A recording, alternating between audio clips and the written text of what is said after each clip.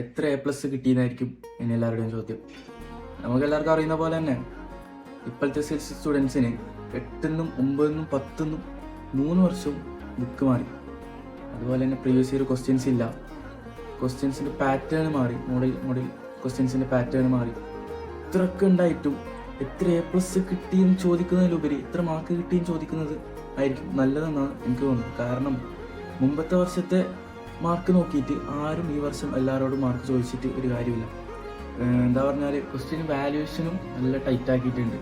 അപ്പോൾ ഇത്രയൊക്കെ ഉണ്ടായിട്ടും എത്ര A+ കിട്ടി ഓരോരോ പാരൻസിന് ഫുൾ A+ വേണമെന്നാണ്. എനിക്ക് കുറേ ആൾ മെസ്സേജ് ഇട്ടിട്ട് പറഞ്ഞിട്ടുണ്ട്, എൻ്റെ പാരൻസിന് ഫുൾ A+ വേണമെങ്കിൽ എനിക്ക് ടെൻഷനാണ്.